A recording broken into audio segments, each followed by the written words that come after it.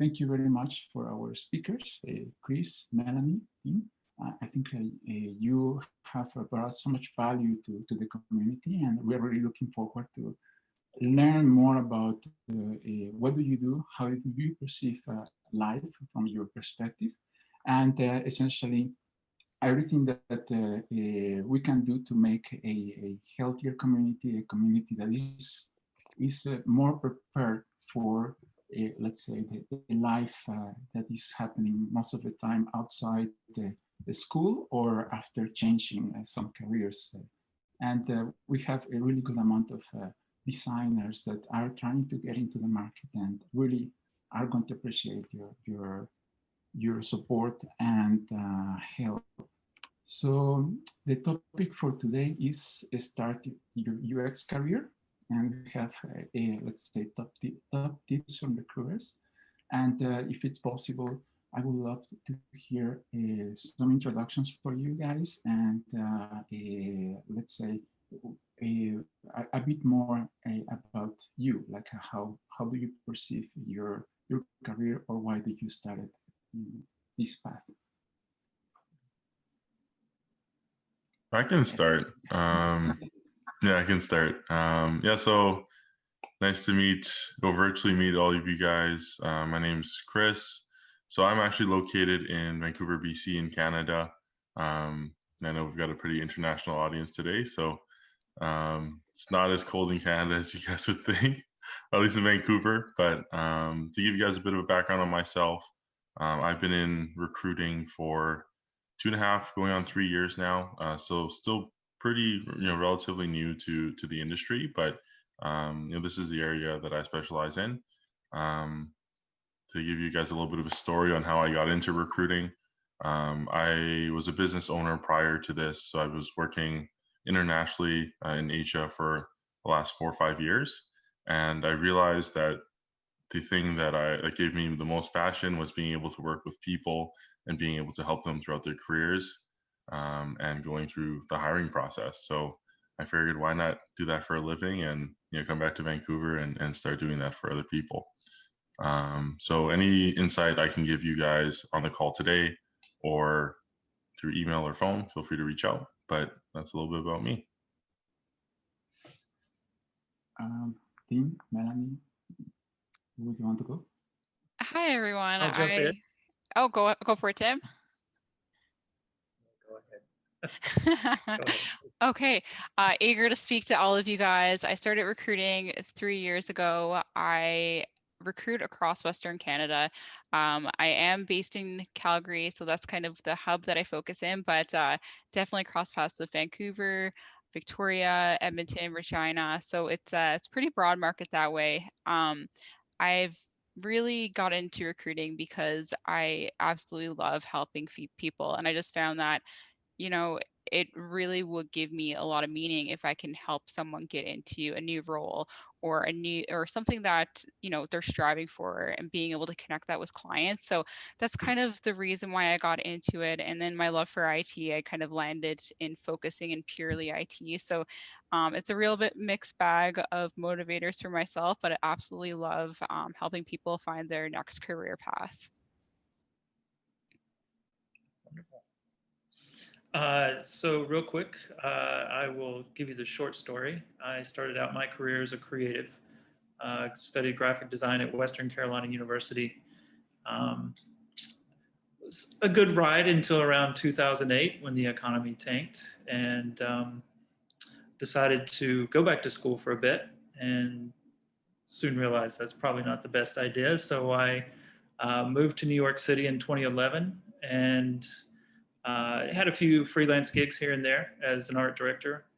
But the thing that transitioned me into recruiting was a self-titled iPhoneographer. So when Instagram started taking off, and I started shooting around the city and shooting for pop-up events like Joe Fresh and Ralph Pucci and a few other very, I guess, influencers within the city. I just started building this wonderful network, and in 2013 started working for Geometry Global as a freelance recruiter, and that's what I've been doing ever since.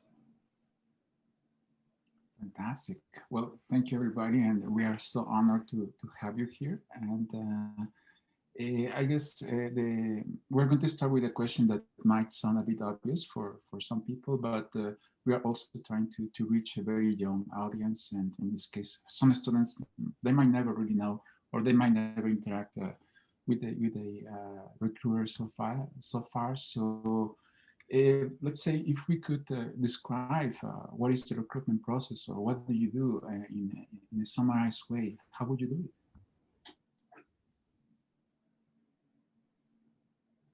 Timmy, if you want to continue. I'm sorry, I couldn't hear you. You were a bit. Okay. Yeah. So basically, yeah. Let's say I was trying to introduce the audience to the life of a recruiter, or what do you do, or how you perceive your profession from your perspective. So people that are not accustomed to recruitment, they will know a little bit more about your everyday life.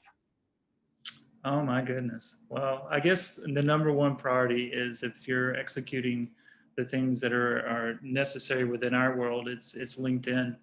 That is the primary network where most of us do our sourcing. That's the space that most companies expect us to find the best talent. So those are the priorities, and of course, resumes are still valuable, but make sure they align with your LinkedIn so that there's a quick read.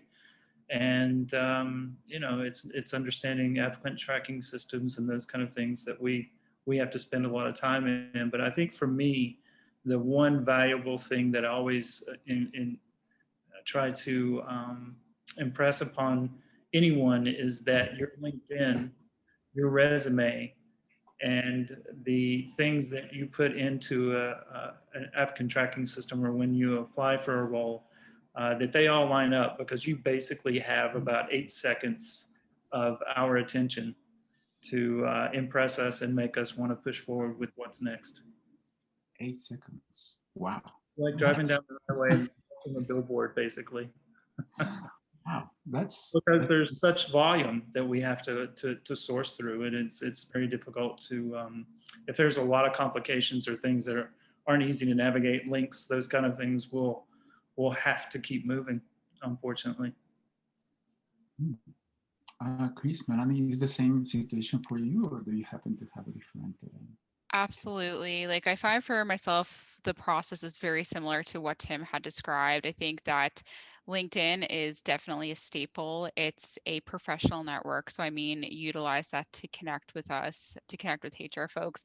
It's also really interesting because they do have LinkedIn Learning, LinkedIn Jobs. I know I can go on a LinkedIn, really, I'm truly passionate about it. But I think that, as Tim was mentioning, your profile should really mirror your resume. I do get a lot of resumes. So basically, I kind of started off with the process of reviewing resumes, contacting the candidate, setting up an interview, and then shortlisting for a particular role, or maybe if someone's not the best fit for that particular role, kind of keeping in contact with them, because there could be a better fit down the line. But normally try to keep it to a pretty kind of 5-step process of shortlisting, review, and connecting with folks. Fantastic. Chris, is everything aligns with you, or do you have a different approach to this process?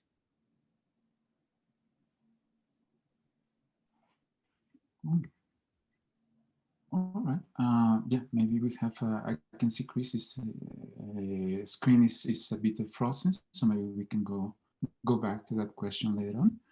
Okay, so the next question I had, and these are all questions that we gathered before the event. So, it was submitted in our Slack channel, so you know where that actually came from.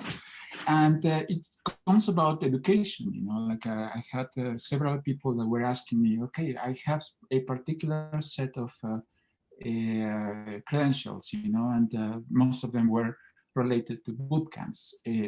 Will this matter to get into UX, or what has been your experience so far?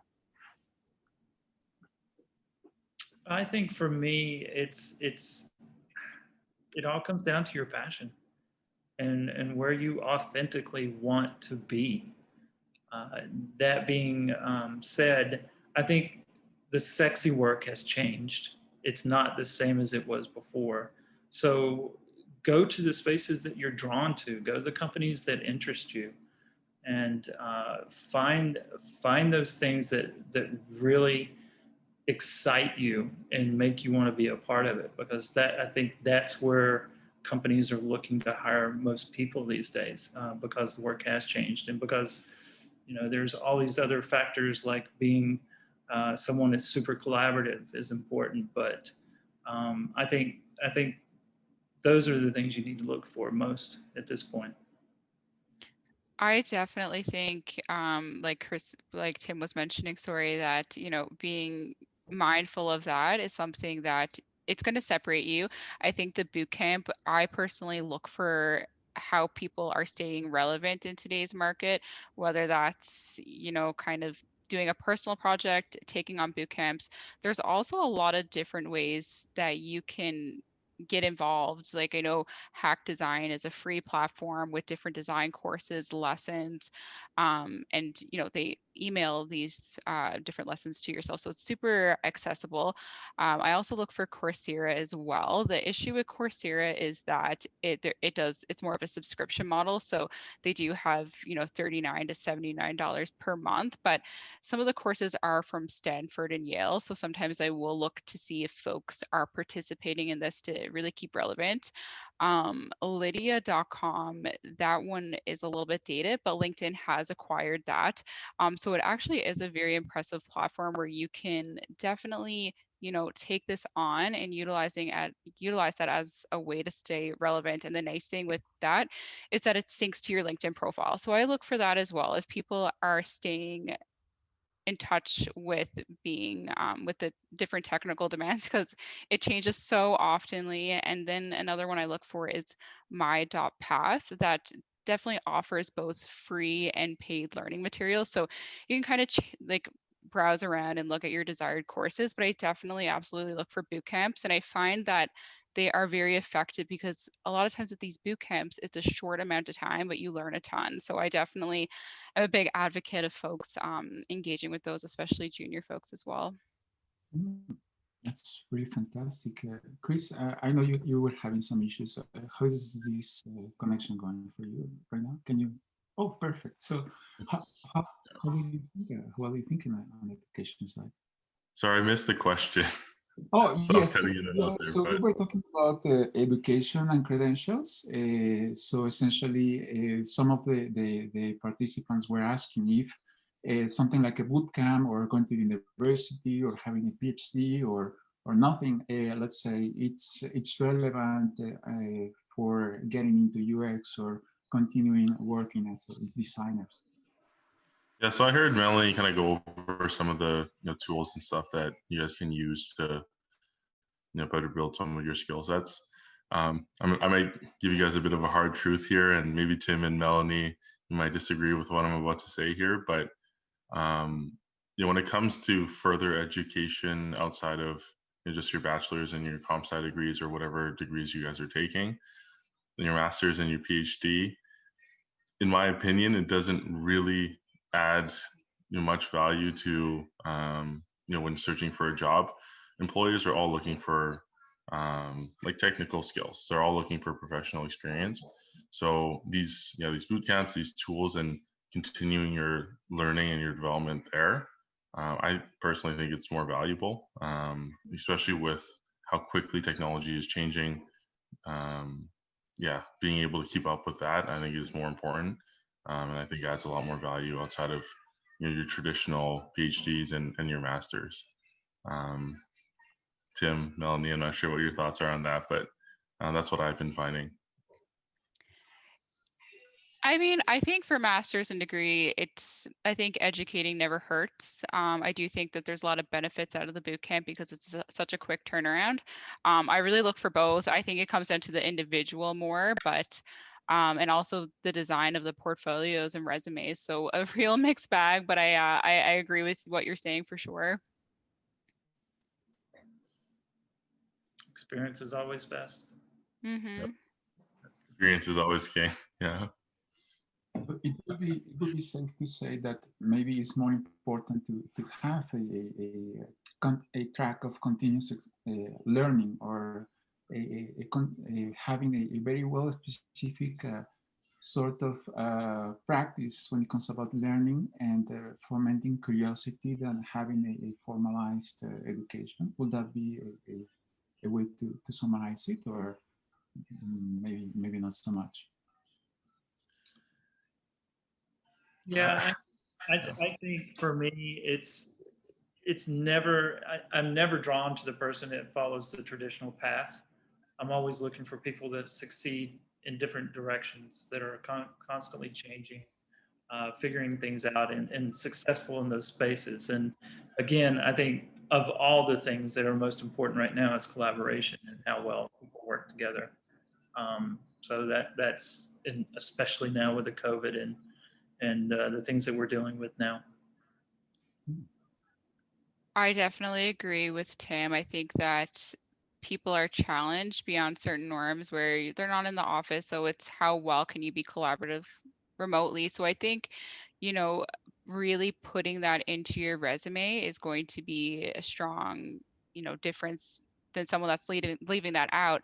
I do think that I know for especially junior members, especially even if you could say if you're describing a project maybe you did at school, just putting in, like, I wouldn't overlook being collaborative, preparing any type of presentations, working with senior stakeholders, because a lot of people don't see the value in that, and something that I truly look for. Super interesting. I never thought collaboration would be at least something that would be measured more than education. That's really a really good insight. Fantastic. So let's move on. And this is also related to something that we have talked about, experience. And I heard, let's say, two versions of the story. One is, well, obviously the chicken and the egg situation, that if I don't have experience, I don't get a job. And if I don't get a job, I don't have experience. And obviously it feels a bit frustrating for some of the, let's say, junior designers. And the other part is, yeah, I got experience, but this experience doesn't feel too flashy. How do I stand out? Any thoughts, any ideas about experience? I think an important one is to cater to the job or the people you're trying to attract. I would definitely say building your own portfolio site online is super helpful, just because it does play an important role while you're trying to attract the attention of the viewer. So even a quick link on your resume, I think the most effective is write a clear introduction of yourself. Feel free to have fun with it, give it personality. I think it's fun to definitely engage with the audience. I think also to make sure you're leaving your contact info. And I think what is going to be an important factor is how folks should represent their project. So I would almost treat it almost like sort of like a case study or a story by story, where you introduce the problem, find a possible solution, the why, and then kind of walk through the steps of the final product or how you got there. And I think, giving a bit of a variety, even if it's a self project that you've done, just showcasing your abilities is super helpful, because I think that's really going to set you apart. Yeah, I agree. I agree. And I think the two skills that you should listen or master at this point are listening and empathy, because in terms of what these roles require, that's what you're going to have to know and understand, especially when you're doing inclusive design and those kind of things. Fantastic. Chris, any thoughts on the experience side? Or? Yeah, yeah, especially starting out your career in UX, I think this is a really good topic. A lot of people ask me this. It's like, every job description that I see requires X amount of years of experience, and I have none of that. And with these job descriptions, a lot of the time they're wish lists. It's like things that these clients, I mean, ideally would like to see, or these companies would like to see. So yeah, first off, the portfolio, having that active and creating a story around that, that's great, because that's basically what you're going to use to sell yourself, outside of just your resume. Because if you don't have the experience, you don't have anything to show from a professional standpoint, that's your crutch, right? So the tough part is getting yourself in the door, and using that portfolio to get yourself there, where they can tangibly see what you're able to do and what you're able to create. That's what's going to set you apart, because I mean, everyone under the sun is going to send just their resume. So being able to do that, that'll definitely set you apart for sure. So the recommendation in that case, let's say, for example, if I see there is a job that I would like, but has maybe 5 years of experience required, but maybe I just have 1 or 2, I will still be, let's say, I will still have an opportunity if I wanted to apply. I would say so. And to give you like an idea of a conversation I have with my clients all the time, is you're going to find, every single client wants a 3 to 5 year person. That is the most desired level of experience, because you have some experience under your belt, and you're growing through your career, and you still have a ton of potential. So everyone is looking for that. But what I would say is, how I articulate this to my clients is, the ones that you want are, I mean, the 2 buckets of candidates that you'll find are ones that are on the extremely senior end, or ones that are on the more junior end. So, to be able to find your 3 to 5 year person, this is going to take a lot more time and work, but the amount of experience that they've had in the 1 year, 2 years, as opposed to 5, isn't that far off. And again, with a portfolio showing the tangible work and what you've done, I've seen people hire 5 year, or on the job description of 5 years, hire a 2 year person for the job.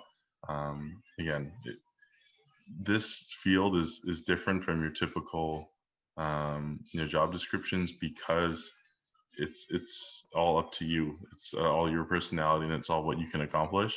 So the years of experience almost doesn't really matter. So I would, I'd push you guys to, apply for things that you think on paper don't quite fit you. In terms of years of experience, apply.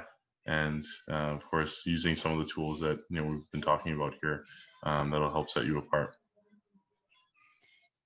I definitely think that Chris's point is really interesting, because I think in this field, it's really, you bring a lot of your strengths yourself, where it's an eye for design and picking up things that most folks won't be able to understand how it's going to affect the user. And it's really great to have a creative mind. It sometimes necessarily can't be measured in the number of years of experience. The only thing that I would caution is, I wouldn't advise a junior designer to apply for a very senior role, just because I think that you should know and be aware of your own level of expertise. So if it's something that is 3 years experience and you have 1, it could be something to build a really strong portfolio and see if you can stem a conversation, but I wouldn't advise to apply to something that it requires 10 years of experience, because I just think that there will be some obvious gaps.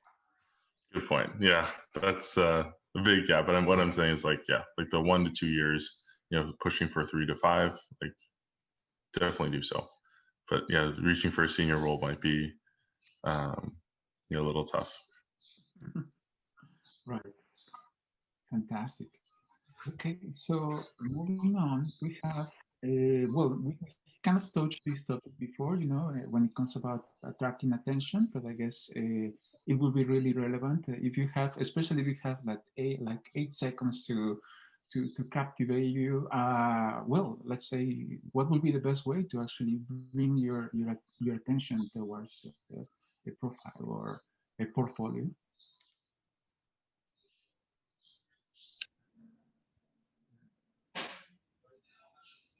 What wins my attention? I think that's pretty much done again in the sourcing side of things.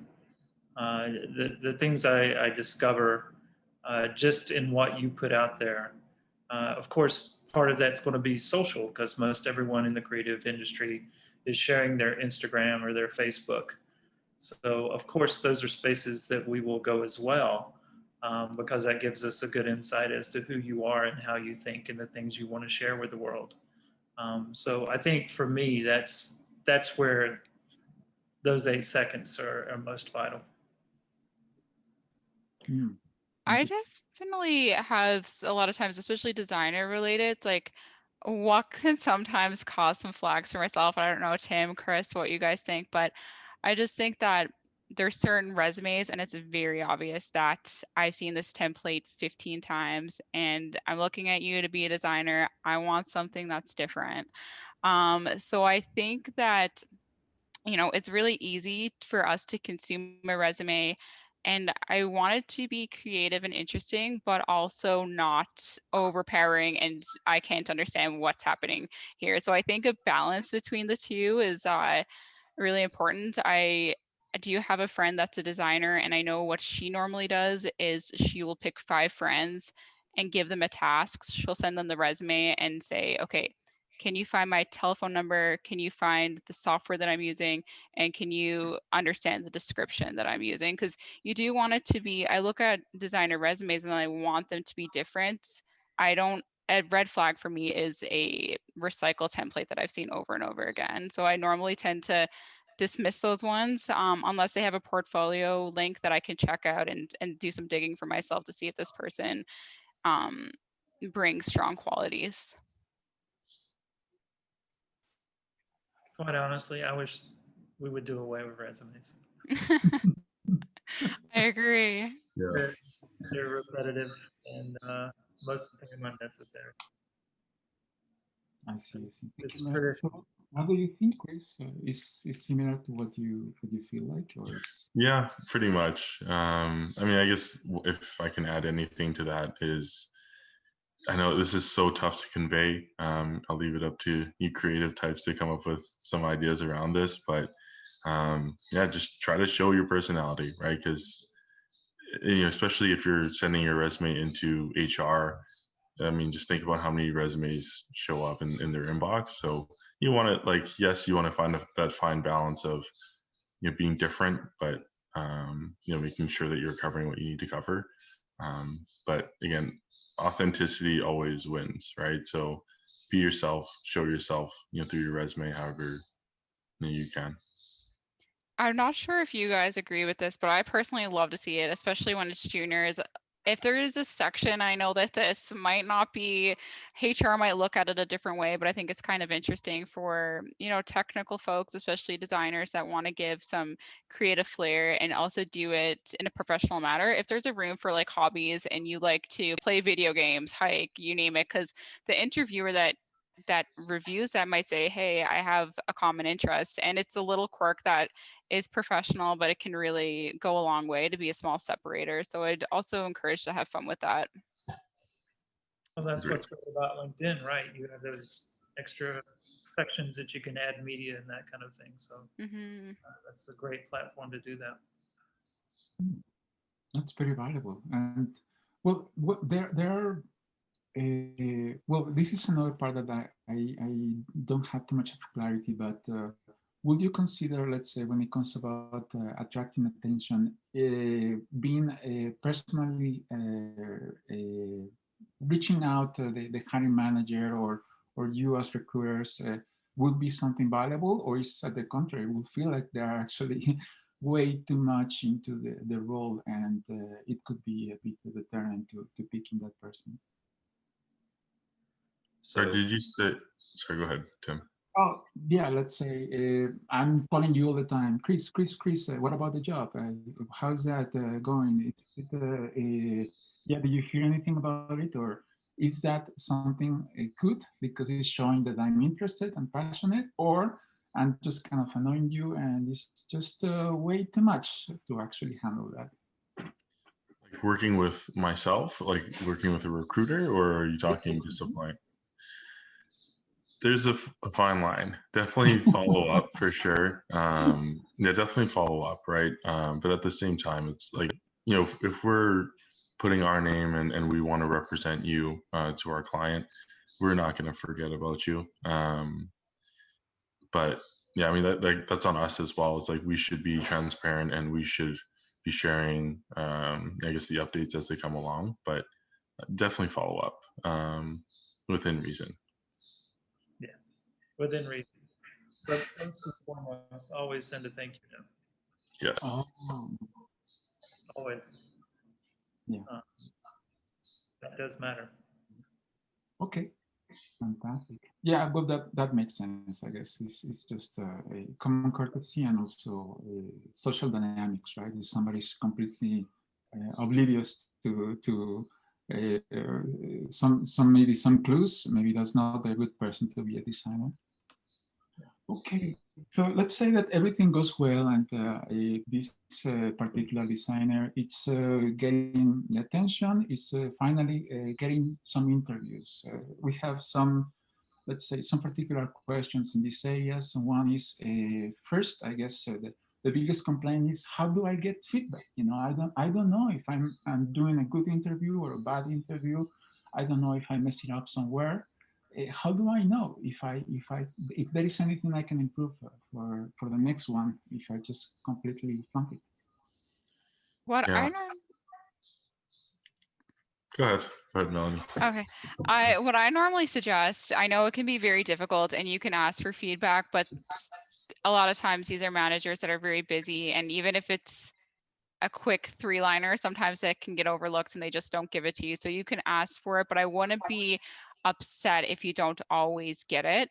One way that I recommend during an interview is just, asking if they have a timeline on the decision that's being made. So then if you don't hear from them, you can follow up, and that can help you probe to get some feedback. The benefits of working with the recruiter is that sometimes we can be a voice or advocate for you, and we can help to get that feedback as well. But I'm always more than happy to pass along feedback. I think it can be really helpful, but I know sometimes it's not always, we're not always able to get it, or vice versa with a manager. But I think if you put a timeline on when they'll have a decision made, it can help you kind of probe to improve on getting feedback. Right. Great. Is the same for you, team and Chris? Yeah, that's a really good point, Melanie. That's along the lines of what I would say as well. I think even as a candidate in the interview with the company itself, feel free to ask at the end of the interview. I think sometimes even putting them on the spot, you get some of the unfiltered truths, and you know where you really stand. They're not all going to be willing to give you that information, but ask for it. And I mean, preface it by saying, "Hey, I want to get better at interviewing. I want to get better and grow my career. So I want to get some feedback." And that's a really good sign. I mean, you asking for feedback in an interview, it'll be the same way, or they'll think it's the same way when you're in the actual job itself. So yeah, don't be scared to do that. All right. And well, I also had some questions when it comes about either tests or behavioral questions or IQ or some other these, let's say, you complete this problem in 5 seconds and then you get a mark or not. Will that be something beneficial, or have you experienced that, or would you recommend it? Or I don't know if you have even experienced that. It's just kind of a mechanism that we're trying to understand as a community. Could you repeat the question? Let's say there are some IQ tests, so people complete them in X amount of time. They have 48 questions, but they have to finish it in 10 minutes. So they have a kind of like a SIT sort of feeling, and they have to, let's say, go through all of that. Would you recommend something like that? If so, obviously that would mean that designers need to improve or get better at that. Or would you think it's just something that is not really applicable to our profession? I haven't come across IQ tests or anything like that. I've come across behavioral tests before. but they aren't usually timed or anything like that. It's just our clients are looking for like to understand the person a little better. Yeah, I haven't really come across that too much. Either. I see normally right now a lot of questions surrounding behavior, but it's not necessarily a test. Like in the interview, it's kind of a longer approach what I see, because they really, you know, they're forced to work remote and they want to know about collaboration and kind of dealing with stress when you can't turn around your chair and ask your colleague about different things. So I noticed that behavioral questions get asked a lot more, but I've never seen it in like a test form. It's kind of more of an evaluation of the conversation, and it's just kind of more conflict resolution, collaboration seem to be the two top pillars. One other question too, I'm sure you guys hear a lot is, what are your areas of improvement or weaknesses? Yeah, I like, this is my take on that question. Like, I think, you know, at least 50% of companies will ask a question like that or similar. Personally, I tell my candidates to tell the truth, but be able to address it. So what I mean by that is, when you have, like, I guess there's something that you have an area that you can improve in, you want to be able to create the narrative when you're answering that question.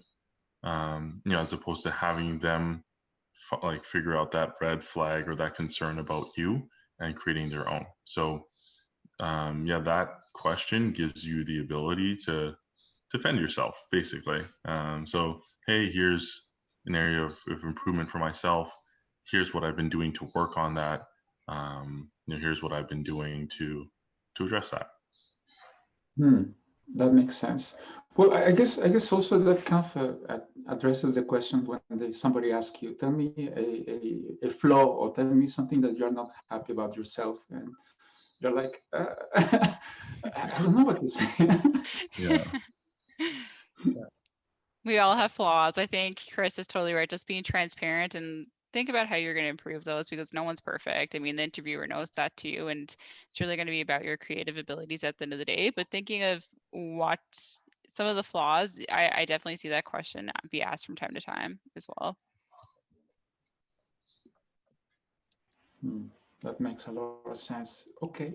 Another part is when it comes about discussion of some topics that are more money oriented, you know, like salary or benefits and the kind of thing that maybe as a junior, I don't have too much of an idea of how much should I ask for, but also I feel like I need to prove myself, and I'm not completely confident to ask for what I have, or for the idea of what I will need at some point. Any recommendations to discuss benefits or salary? Yeah, absolutely. I think the most important thing is to do your research on the size of the company, the roles that they've posted in the past. We can Google everything. We can find that information, and talk with, you know, at your school you have alumni, you have folks that you can reach out to, upperclassmen that might have been working in the field. They can also give you some hints of what it's expected. But you know, I think in the pinch, it's fair to go to someone and say it's negotiable, depending on what the role requires. That's the safest place to go. But always firsthand do your research and reach out to people, and you'll find that most are willing to help you in that space. Yeah. And I guess like an added benefit working through a recruiter as well is, you know, we usually have the budget on what our clients are able to offer. So we know, I guess, what the top end of the budget is, what the bottom end of the budget is, and, you know, people of your tenure, how you slot into that budget. So you can always consult with your recruiter as, you know, to what is realistic and, you know, what we can push for. Because on our end, it's usually within our best benefit to help you get paid. So we'll work with you on that. What I think that I never thought of that, Tim. So it's super smart to just Google it and see what they can offer. You know, you'll get a rough idea of it. It's really, really smart.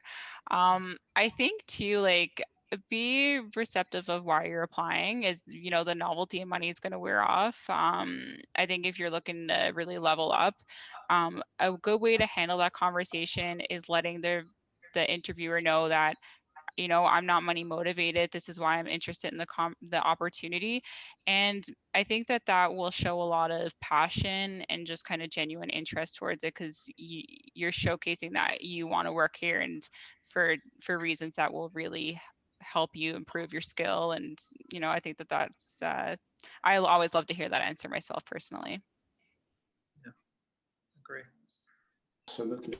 Fantastic. Okay, so we are getting to the part where we are going to start bringing up the questions from the audience. So for this, we're going to ask for you Bob's amazing help. So what the people in the chat have been asking about? Oh, yeah, we have a lot of interesting questions, and I categorize them for different aspects like you did. Basically, first, I'll ask a couple of questions about LinkedIn. Is there any value in having LinkedIn Premium? Speaking of the LinkedIn profiles. I say no. I've never had premium unless the employer paid for it. Okay. I don't see that value personally. That's just my opinion. Yeah, from a candidate's perspective, there's no real value there, I don't think. Mm-hmm. I agree with the guys. Okay. What are your opinions on what should appear in the LinkedIn header?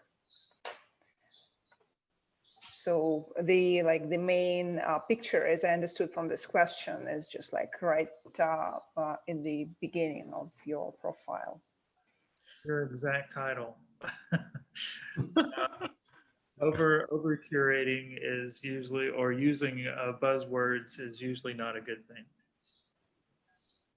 I think definitely, like, if you're looking for opportunities, you could say, you know, passionate designer looking to get the foot in the door, or looking for new opportunities.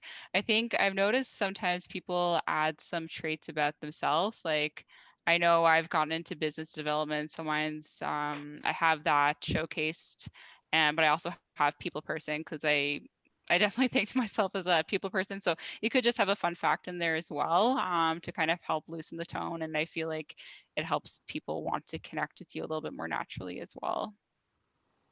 Yeah, it's kind of a double-edged sword, because, you know, not using your exact title, sometimes we're unable to find you. But at the same time, having something that's a little creative makes my day fun. I get to read, you know, some different you know, job titles and like headers and stuff. So it attracts my attention. But if I can't find you, then I can't find you. So Yeah. it's a bit of a double-edged sword. This one's kind of off topic, but just because it's LinkedIn, what I really love, and I'm not sure, Tim, Chris, what you guys think, but it's nice to see the profile pictures that says they're open opportunities, because it makes them stand out. And I mean, it's something that's been commonly used, and I've noticed I'm able to get to people faster when I see something like that. And it's very simple to add to your LinkedIn profile. It's very easy for us. So yeah, definitely do that. Okay. What is the key for our LinkedIn profiles if we have just finished a boot camp? So we just how to get noticed by recruiters? Is there any any hacks on this? Yeah, there's that section near the top that you can add current, like where we have placed maybe for this event. It's right below your subject matter. You have your headline, you have your brief overview, and then underneath that you have an area where you can add media.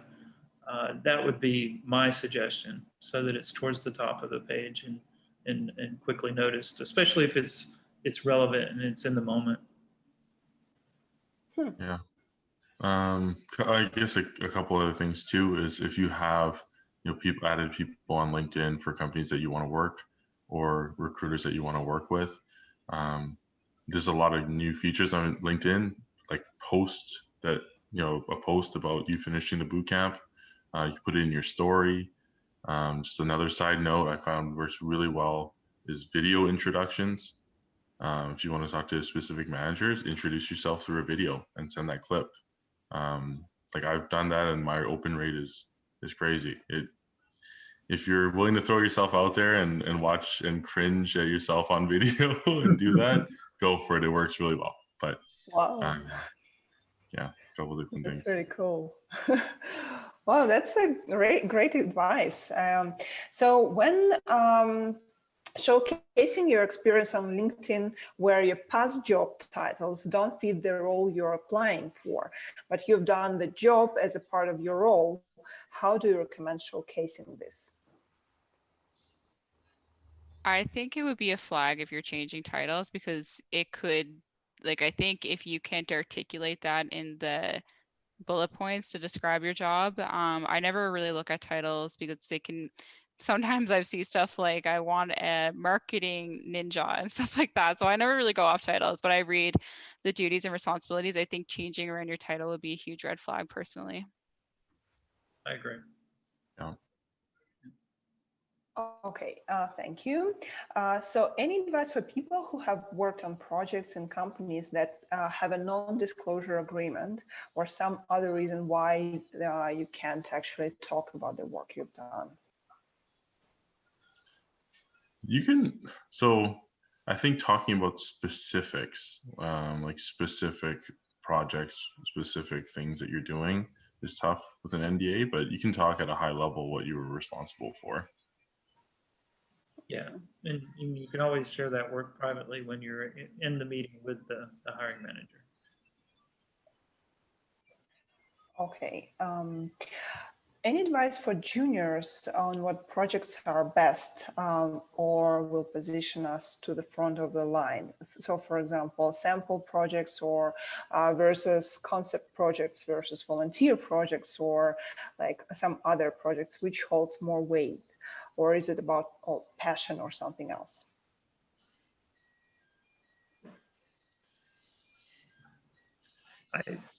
I think they're all relevant depending on how well you execute them. Volunteers always a great opportunity to share your passions for things. I just feel that, yes, classwork is important, but just make it clear that it's spec work and don't try to sell it as something more. I think too, like if you're applying for a junior UX design position, the hiring manager isn't expecting you to have a robust portfolio. I think what would be a little bit more effective would be, describing the biggest project that you worked on and maybe attach a link to it or some mock-ups or prototypes, just so they can kind of get a sense of your abilities. I think links are great to do that. What if the person is a fresh graduate and they don't have any experience, what to do in this case? And another question, just a part of it, is it possible to use your work that you've done in free time and apply it as an experience part? Yeah, for sure. If you don't have any professional experience, co-op experience, or volunteer experience, yeah, personal projects. I mean, that does count, right? You're still putting in the work and showing what you're passionate about. But also, I mean, I would just encourage, like, try to reach out and find even like an internship or a small project that you can help out on to gain some experience. Yeah, I think even, and I don't know, Tim, how you would respond to this one, but what's your thoughts on putting like freelance/side projects or something like that to showcase their personal projects and to kind of have a header for it? I'm not sure if that might be something that would be helpful. Passion project. Yeah. Yeah, works. I think, again, if you're thinking through the project, you're doing all the things that are required in the role that you're applying for, no matter what you're doing, if you execute it well and you present that idea and that concept to any hiring manager, they'll see who you are and how you think and how you work. So I think, you know, passion project works. I've seen that a few times. Or just put spec work. But I feel like there's a need for a hiring manager to understand how you think most. And that's exactly how you're going to be seen through the work, no matter where it comes from. I do think that self-initiated projects can really have a big payoff. I mean, if you were able to showcase, hey, I did this myself, and you pitched it to a small startup, the importance of the UX and how you done that, I think that that can have a really huge benefit as well. So just knowing the pros and cons of why you done the project and be ready to speak to those. But what if the project is just something for the sake of doing it, not something that they would pitch to startups? Like, it's just something creative, something fun, but it's not something they want to pursue full time to startups. I guess if you like redesign an existing experience, kind of choose one that the flaws and kind of your solutions look a lot better than the current one. If it's not something you want to do full time, you can always let them know, hey, I'm really interested in taking this on, and you know, see where it gets you. It could have a really big payoff as well. Or if you know But like, someone in the company. what kind of portfolio works are you guys more like? What kind of portfolio works do you find more appealing? Is it something that some portfolio work that is of original ideas, or portfolio work addressing existing solutions? The cleaner, the simpler to navigate, the better. That's the best answer. And I find Squarespace is amazing. I don't know if you know ReadyMag. That's become a wonderful space to work in. And you spend that. You know, ReadyMag is super Oh, interesting. ReadyMac, like ReadyMac. Yes. Okay, thank you for that. ReadyMag, MAG, sorry. Sorry, Antonio. But yeah, that's an interesting platform. But I think no matter what you do, the simpler it is, the better. The cleaner it is, the better. When you start getting into navigation issues, like again with LinkedIn or any discrepancies, it just causes a delay that's not going to be in your favor. Excuse me again, for Melanie, she mentioned something like My Doc Path. Is it like a recommended program or software or something? You mentioned it earlier, and the way I spelled it is MYDOCPATH, correct? I have my dot path, and that one's Yeah. for the free or paid learning materials. I can follow up with more information on those if that would be easier. Yeah, sure. Thank you very much. We have Thank you. time for one last question. Diego, do you have a question from the audience that we can summarize? We have a lot of questions about resumes in general. So what if a resume is creative but not optimal for resume scanning software? And for example, our resumes with some gradient are considered professional. So like kind of professional versus creative, what would you choose? I think there's a balance. I think it's part of your ability to design well and understanding the problem and being able to find a solution for that. So creative is great. I mean, as a former creative, my resume early on was had gradients and was super interesting, but I used metallic inks to lessen the distraction and those kind of things. So I think it's important to show that you have those skills. So however you want to do that, just make sure it works. Okay. Do you have anything to add, Chris? Oh, I agree completely. Mm-hmm. There's a fine balance. Maybe you can just ask another one, please. Can I ask minutes. a question? Can I ask a question? Sure, Andre. Yeah. I just wanted to know, what is your process like as recruiters like what is your day-to-day when you get, like, say a client comes to you and hires you, and then you have to search for the person, and then, like, can you go step by step what exactly your process is? Reason I ask that is that I'm trying to make sure my resume and my portfolio, everything kind of lines up with the way the recruiters are, kind of, because you guys are kind of the gatekeepers right now. So I want to make sure that I'm lining up and making things as easy and as user friendly as possible for you guys. So if I understand that, okay, you guys do this process, then send us over, or is it that you guys are part of the interview? Like, how does that all work? Good question. I think every recruiter and every recruiting company will have a different process on how they go about doing this.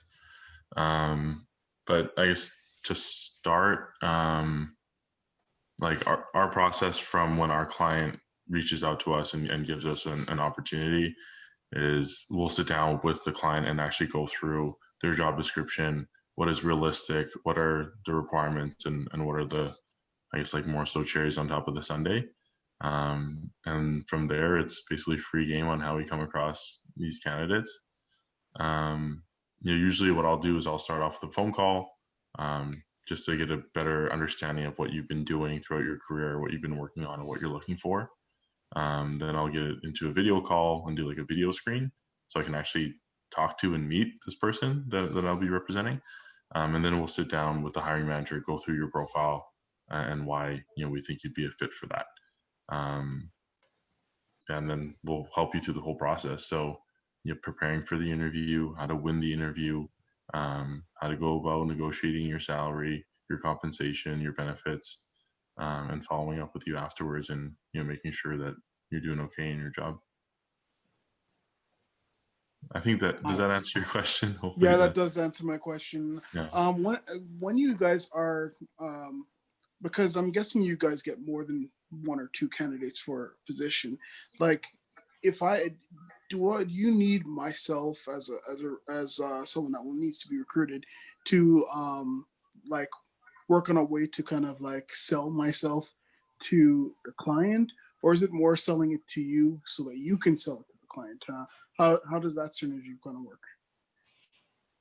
I think it's a bit of both. Like, if you can't do a good job of pitching your skills to me, then I'm not going to have enough confidence in you to put you in front of one of my clients. I really want to work with the people that can speak to their competitive, like, what they're good at. Also, as well, kind of being able to stand out from the crowd. So I really look for personality a lot of times, and going back to the portfolio and what Tim had mentioned about clean design.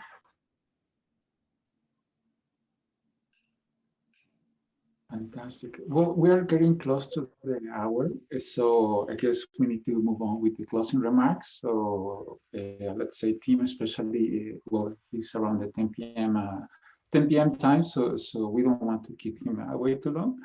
But yeah, okay, fantastic. So yeah, if let's say if you don't mind, we can start. Let's say talking about maybe the last. Tips or suggestions that you can make, and something extra to say good night, and we're going to still gather more questions and maybe find another time to solve them. No, I'm open if you want to ask more questions. I'm here. No worries. Fantastic. I'd love to ask a question if possible. Sorry. I hear that. Yeah, there was two people talking at the same time. So what happened? Sorry, I just wanted to ask a question if possible. Okay. Yeah, if everybody is okay with that, we can start on that. Okay. We have about 15 questions left, or 10 to 15 questions left. So in the queue, so I will ask other questions, and then everybody else will ask questions. So please go forward, and then I will ask my questions. Sure. Thank you so much. First off, thank you guys for giving us your time and attention tonight. Really appreciate you guys taking the time out of your night. My name's Christian. I'm calling in from the LA area. My question is, When's the last time you guys were wowed by like a first impression on a portfolio, and what about the portfolio kind of made you step back and take notice? Well, there's a number of things, but I think what always wows me most is not only the execution and the thought behind the work.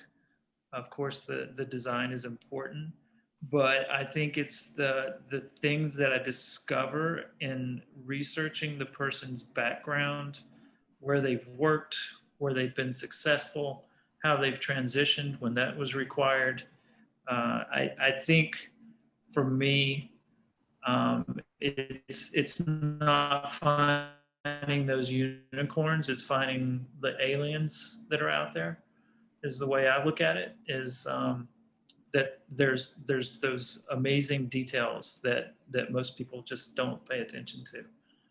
That's what impresses me most.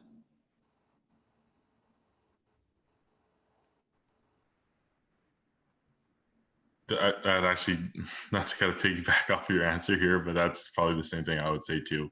You know, the level of detail, the things that, I mean, if you were, you know, just your average viewer, that you wouldn't be able to tell the difference. And you know, that just goes to show work ethic too, right? Outside of just creativity, it's like the little technical things.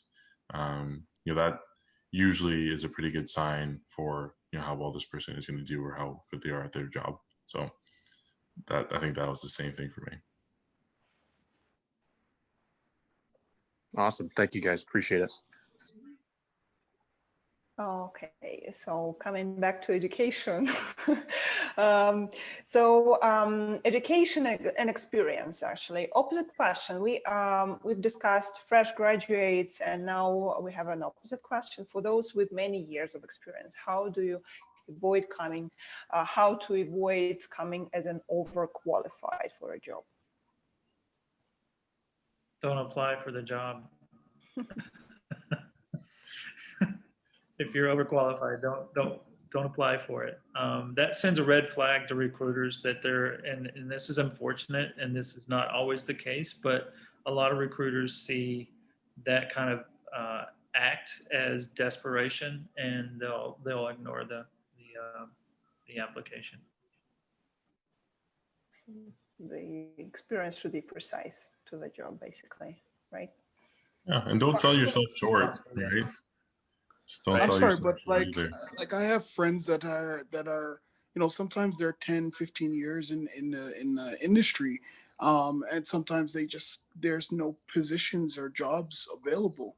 So if they're applying for jobs that are 3 to 5 years, and they're saying, okay, well, I'd rather take a pay cut to be in a position than to sit there and not have a job. Like, what do you say to that? Like, I don't think.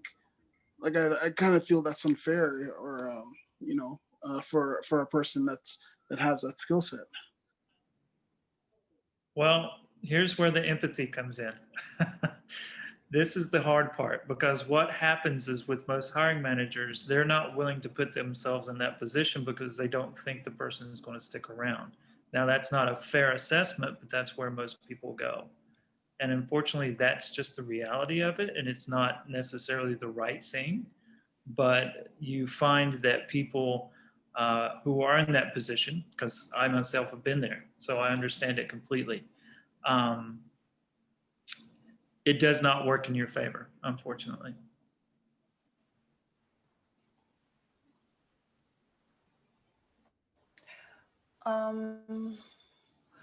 Okay, any advice for someone who studied nothing related to UX or UI? So for example, environmental science, but wants to get into to UX as a fresh graduate.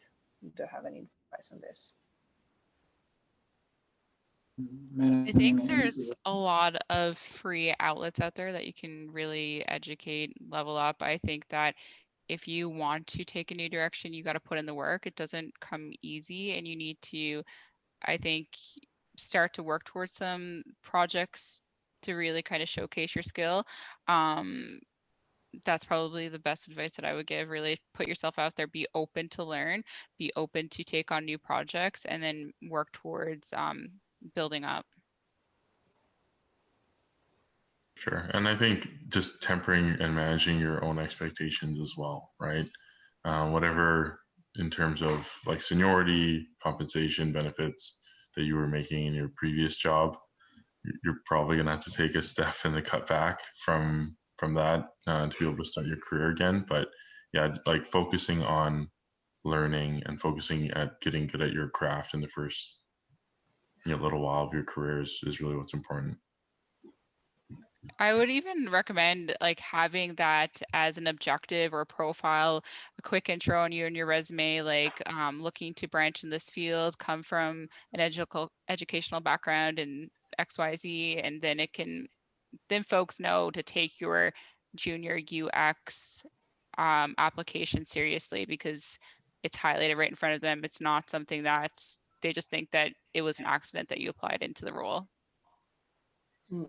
And I've again found that so many of my best candidates have been people that are transitioning.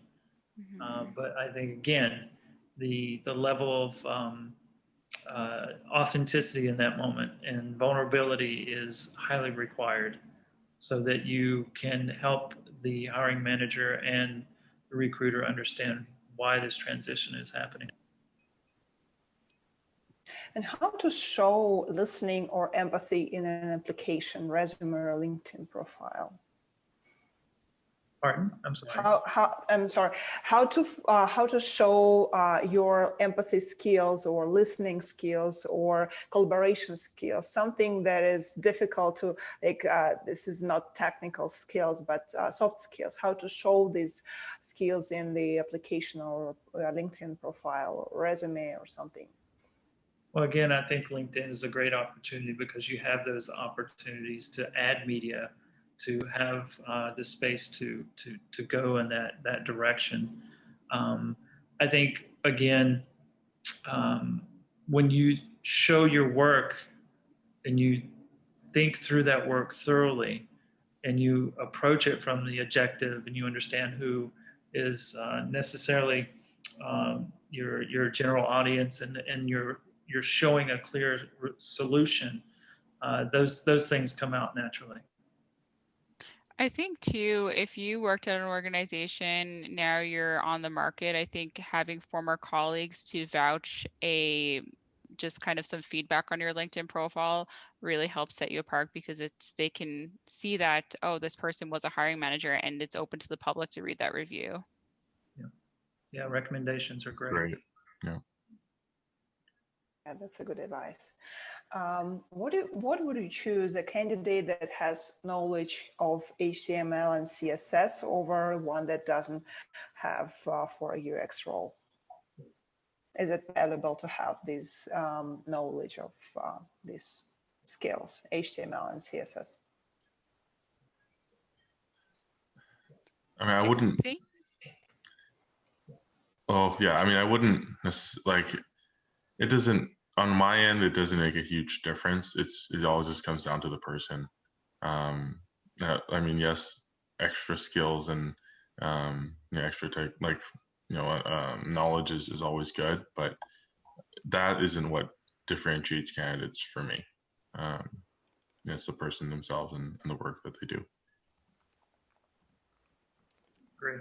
I agree. I think that if it's HTML, CSS, you have to look at the role that you're applying to. Do they want a unicorn? Do they expect you to do some coding? Sometimes it can set you apart by all means, but if you hate doing this, then why include it just to get it? You're not going to be happy. So I would be mindful as to what you want to share and what you're trying to take on. Sure. Yeah. And what is of a greater importance to a recruiter, the project aesthetic or a big name of a client? Some, like, I worked for Apple or something else. I created this case study for this big client. What would be more important for you? Execution of the work. Yeah. There are a large company helps. You know what to expect from that. but you also know what it takes to execute that work, and it's usually less individual and more involved with other coworkers. So execution is a priority. Okay.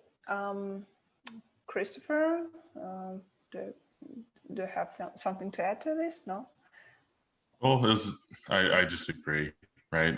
The company name doesn't really make a huge difference, right? If you're great at your job, it doesn't matter where you're working.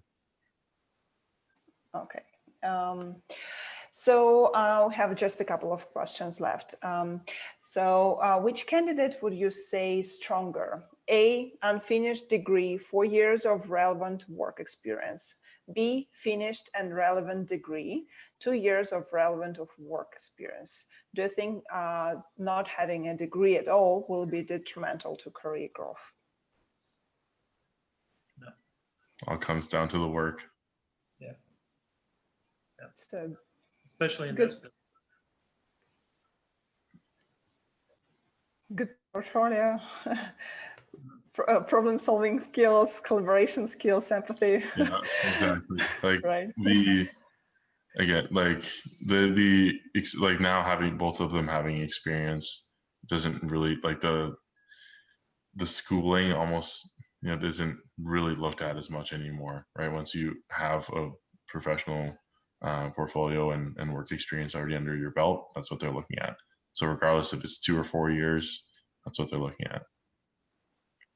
Okay, so thank you so much. I have just 2 questions. They are different. So first is about interviews. When is it ethical to ask for feedback? We were talking about feedbacks after interviews, after the exact interview, or a day or a few days after, and how to find contacts for a recruiter. I think on the heat of the moment, if you're interviewing and say, "Oh, can I have some feedback?" Like you're gonna look ridiculous.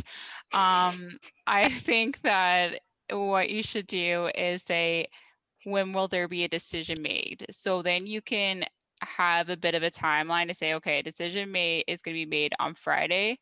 I haven't heard Friday. How about I reach out to my hiring manager or recruiter and say, hey, can I get some feedback because I realized that the decision was supposed to be made Friday. I haven't heard back. I guess I'm not the selected one.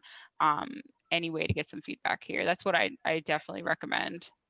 So I just want to make a clarification about my comment about feedback earlier. I'm not saying, hey, do you want to hire me right now at the end of the interview? What I mean is feedback on how I presented in the interview, like my experience, etc. So definitely ask for that sort of feedback, I would say, in the moment at the end of the interview. But not, hey, do you want to hire me? Can we get an offer going?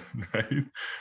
But at the same time, like I wouldn't actually discourage you guys from asking for the position. And what I mean by that is, just showing your interest and saying that you want to be a part of what they're doing there. And for me, quite honestly, the one thing that I will always work very hard to do, and I know it's challenging for recruiters because we have so much volume, but if I've invested the time into you and I want you to succeed in that position, this is longer term relationship situation. So I'm going to make sure that I get in touch with you, and I'm able to give you that feedback. And if I cannot, I set that expectation as well.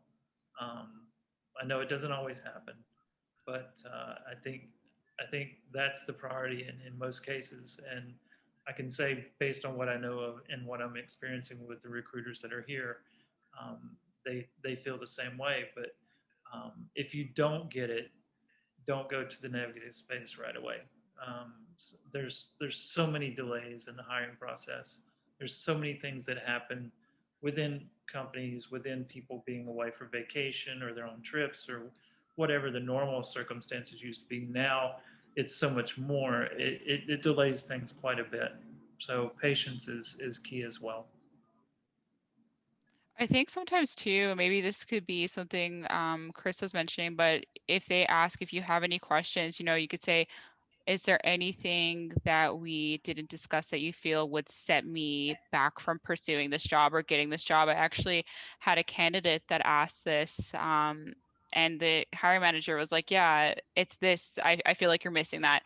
And then she was like, oh, I have that experience. And she was able to really turn that conversation around. So sometimes, you know, asking, do you feel like there's anything that would set me back from not being this, you know, a desired candidate, or that I don't have from our conversation? You know, sometimes it can really turn the gears to make that opportunity work in your favor. Smart. That's a really good question. And the last one, which I think will be the good end of this questionnaire, somebody is looking to transition to UX design and want to know your points of view as recruiters regarding the stability of this field. What have you noticed in terms of job growth, and how do you see this field evolving in the future? Again, I mentioned inclusive design, UI is vital. Things to think about are, you know, distance experiences and how you design things that are going to require people to, you know, interact virtually or through social distancing.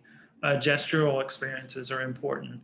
How you execute those. And I think the biggest thing right now is with AI and everything that's happening is data ethics. That's a huge area to kind of focus on right now. I think it's definitely has taken off quite a bit. I know when I speak to a lot of hiring managers, they're like, you know, I was doing UX 15 years ago, but it wasn't called UX then. And I think a lot of companies have recognized the skill, and they have, you know, a real need for it. I think the pandemic is, a lot of clients that I work with, they want to understand how it's going to resonate with their users, how it's going to get out to their users. So I think that it's actually opened up some opportunities in UX that, you know, weren't really considered prior, just because users engage differently now. And also I've seen quite a jump onto remote opportunities as well. You could probably win us all over right now, Chris, with your friend that it just interrupted.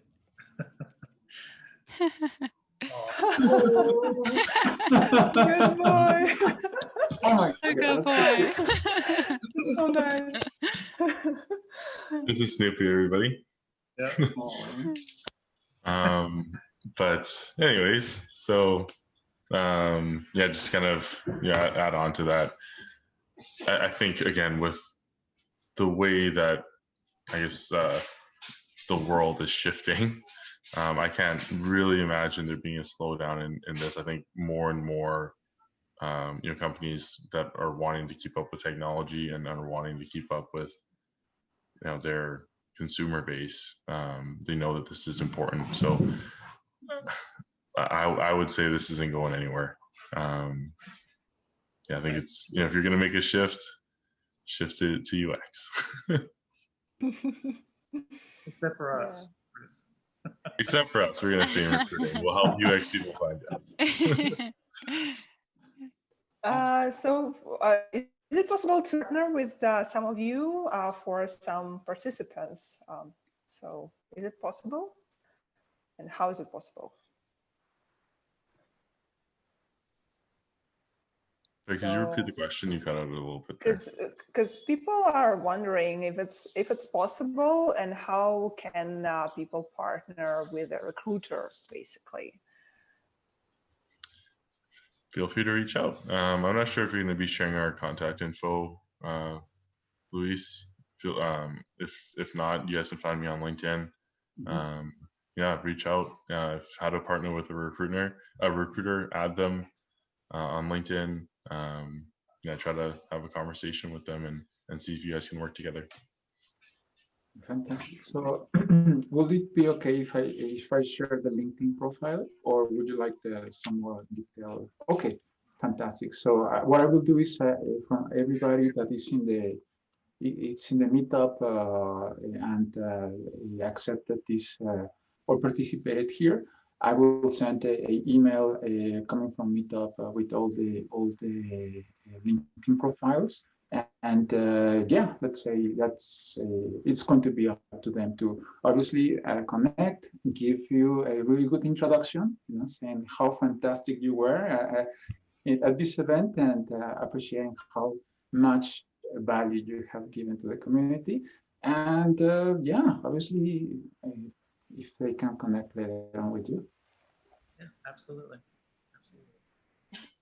Fantastic. And also, well, talking about connecting, yeah, let's not forget that we also have a larger community. So for all the new people that are here and haven't joined to the Slack channel, or let's say this is the first time that they're coming to the Calgary UX event, we're trying to create a new and better events every month.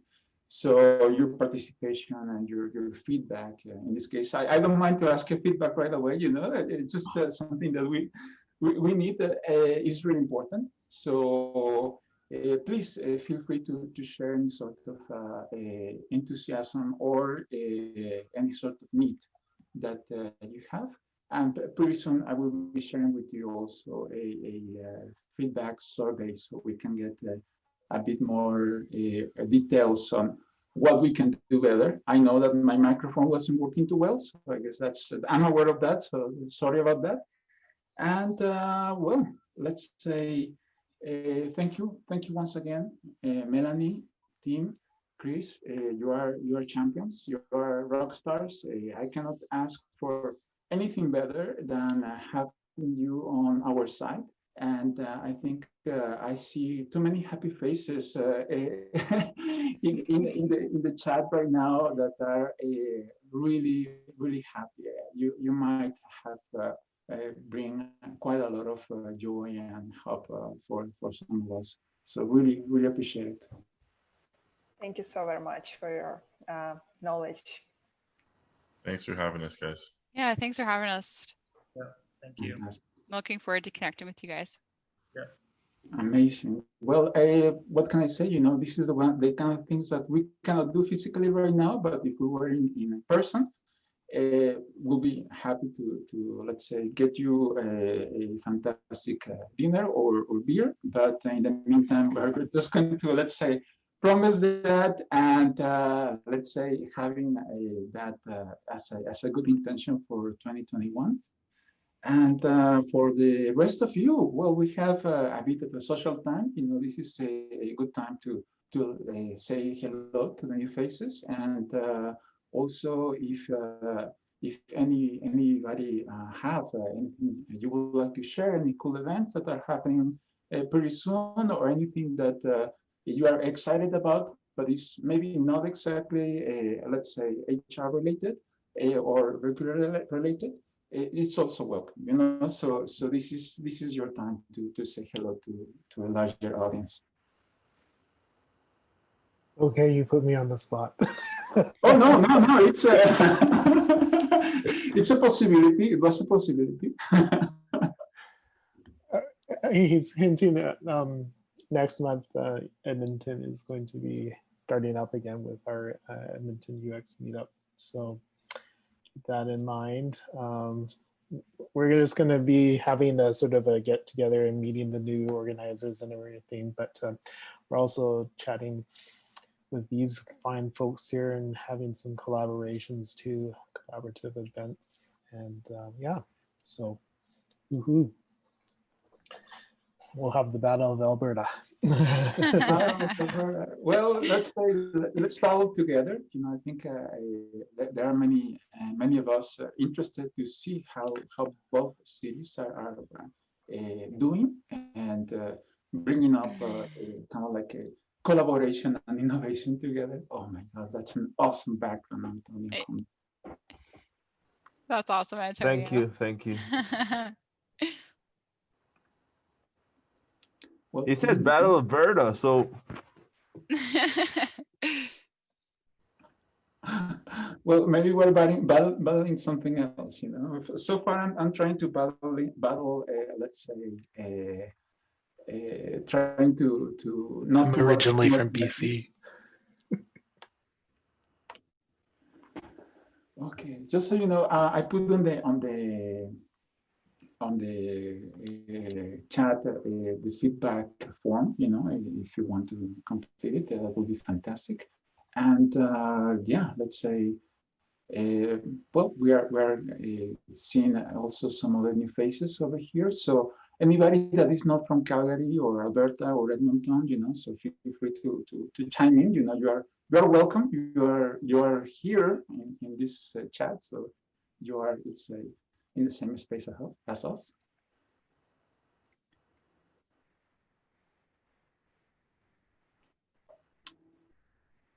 Nobody. So I guess some people are shy. So I guess well, do we have Hi, anybody that everyone. is outside? Hey, okay. Bye bye. Hi, I'm the Dan. Marcus.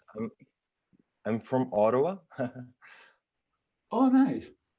Yeah, for the first time, I'm in Brazilian. I'm a newcomer in Ottawa. I'm a UX designer. This is the user experience is a little bit more customer centric driven, and the product is, they're going to have this product as their baby. It's probably going to have a product manager, and then it will be passed over to the UX team to get out to the market and make sure that there's a strong connection. So both are very popular.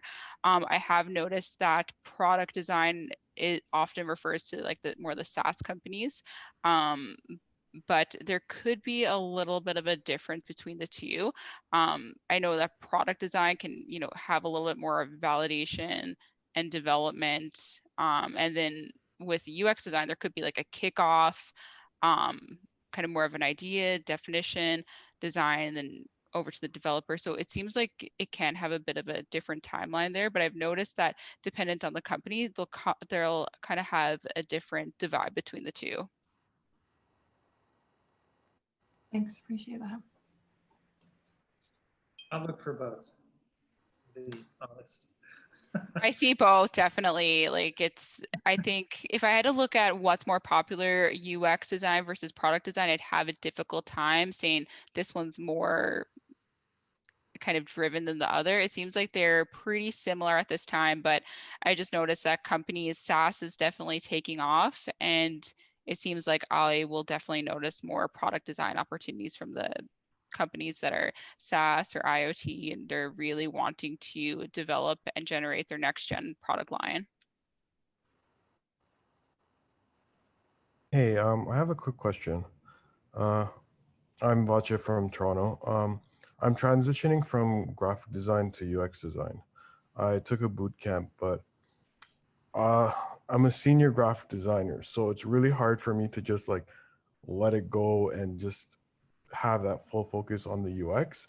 Is there any way to incorporate both of it? Because I did separate a UX portfolio and a graphic design portfolio, but I link my UX portfolio to my graphic design portfolio. Do you think that's okay to do, or should I not do that? I think I can give you a perfect example of someone I just recently hired with exactly your credentials, only they were a visual designer for 17 years. And they had worked with the agency that I was freelancing for in the past when they were working with her client, her company. Does that make sense? Am I tracking okay so far? So she came in interested in a UX job with the company. She had completed her education at Carnegie, and she had the credentials and she had the understanding, but she had so many years of visual design that it was hard to convince the hiring manager that as a visual designer that he knew her as was going to be good enough to work for the company as a UX designer. And for me, in my coaching of her in that moment, was blend them, but approach it from what you are now. And that is a UX designer, correct? So make sure that's how you sell yourself moving forward, because this is a transition that makes sense. It's not something that you are like an account manager or an implementation director and you decided to get into UX.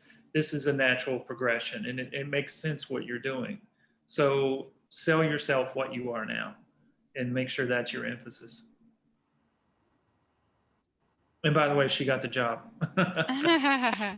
I think too, like from going to graphic design to UX, I completely agree with Tim that it's something that's a natural progression. I think that as a graphic designer, you definitely have an eye for what looks good and how to put that together.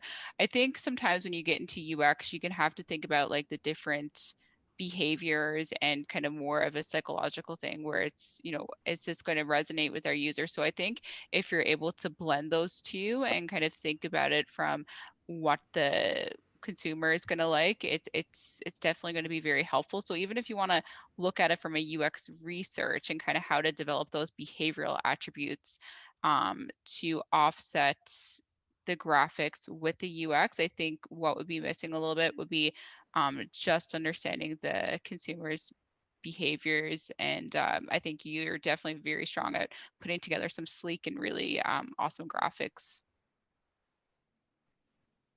Master your psychology. Mm-hmm. Always dive into that as well. I'd love to kind of piggyback off of that. I'm in a very similar situation where I've been a designer for like 10 plus years, and now I'm transitioning to product and UX design. So where do I classify myself? Like, I know I can't be a senior web product designer or UX designer. So do I look at more junior roles and intermediate roles, or could I still apply for a senior role as a a product designer or UX designer? It's going to depend on the company and the ask. That job description is going to define that. That's a hard one to answer, but I think you, again, as I mentioned early on, do your research. Make sure it's a good fit and that you convince yourself of what's required is reasonable. I don't think you should try to go in as a senior. I don't expect that. I think even just like looking at what are the differences here and being true to understanding where am I falling short? Because if you can get that and be open to what your, any offsets that you have, it can definitely really help you improve into the different areas that you're trying to get your foot in the door. But if you don't notice them, it can be really difficult to successfully bridge that gap. Thank you, guys. Welcome. All right. Well,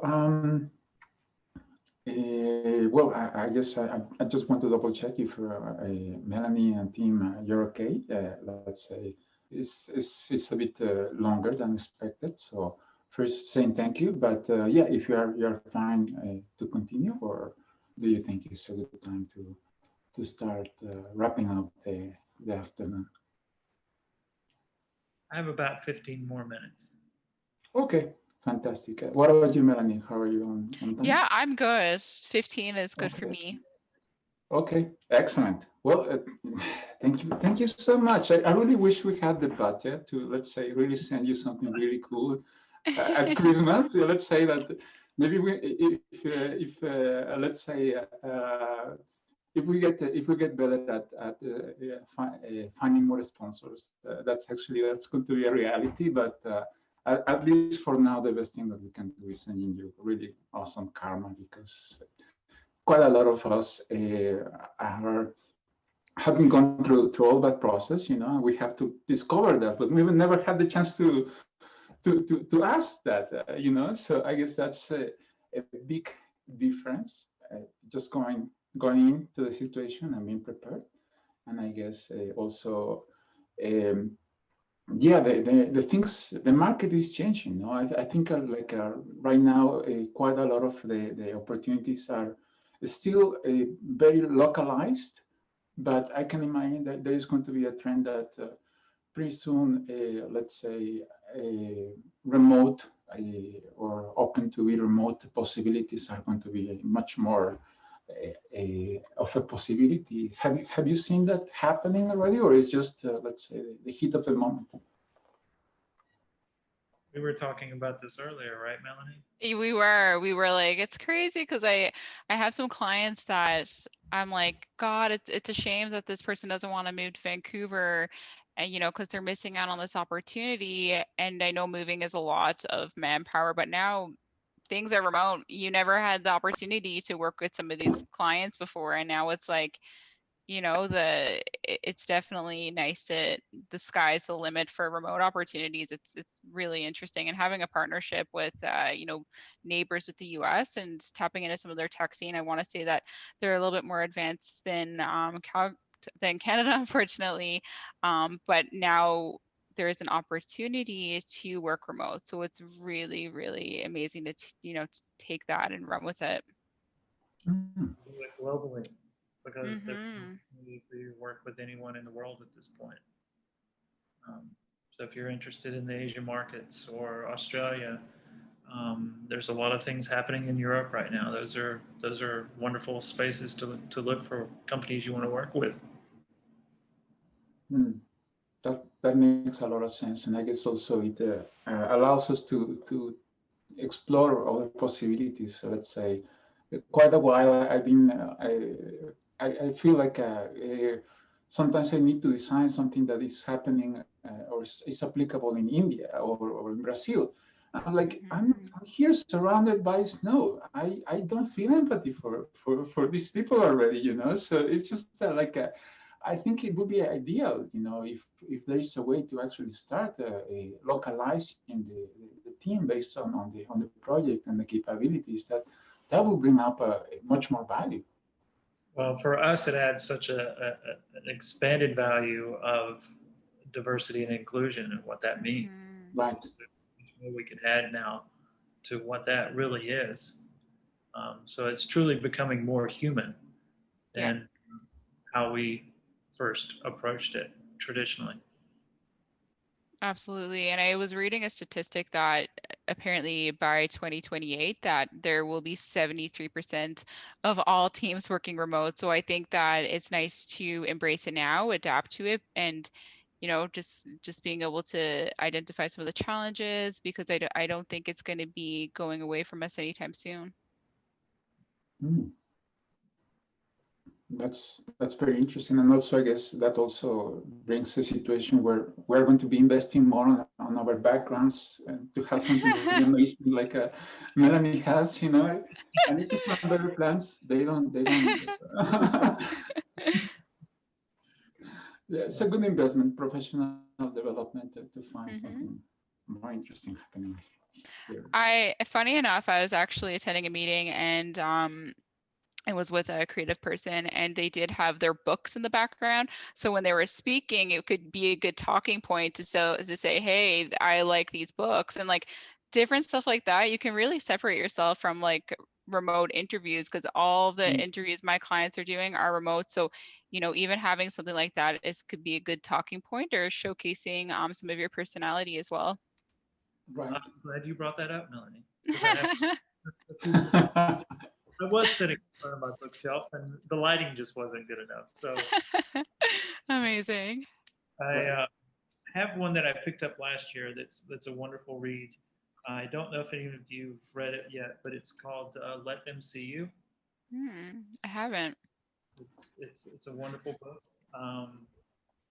Well worth reading for anyone.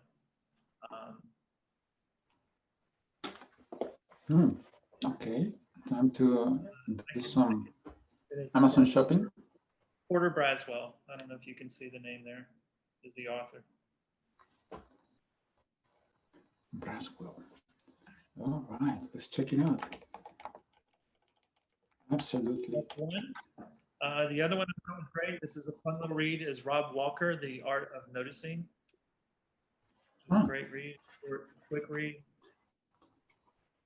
It has some wonderful tips in there.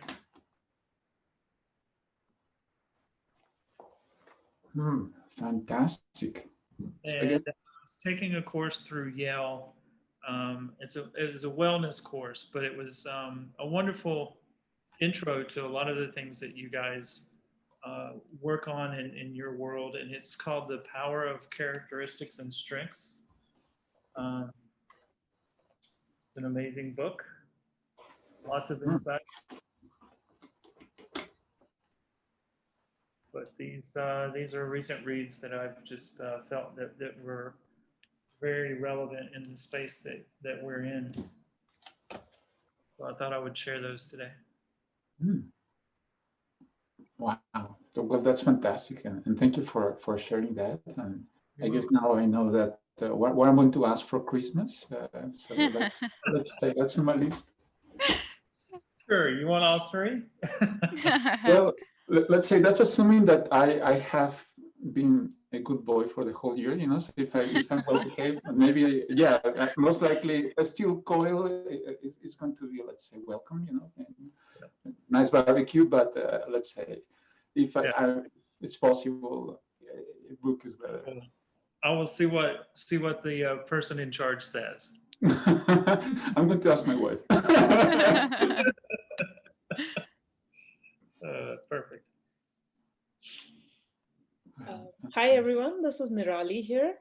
I'm from Calgary, and I had a similar transition from graphic designer to UX designing. So my curiosity lies is, since we are transitioning, so we are looking for junior level jobs, right? So are there enough junior level jobs there in the market? Because all you see in the job description is 3 to 5 years of experience, 3 to 5 years of experience. So it just feels like, how do you even look for a junior job, junior level job, when they're asking for at least of 3 years of experience? Where are you looking? Just in Calgary? Sorry? You're only looking in Calgary? No, now that the scenario is with remote and everything. Yeah. So I'm not reserving myself to Calgary now. Okay. And how many years prior experience do you have in graphic design? Almost 5 years. Okay. I think you would be safe to apply for those roles that are 3 to 5. As Chris was mentioning earlier, I feel like that with your prior experience and the UX qualifications, you would be okay to apply for those roles.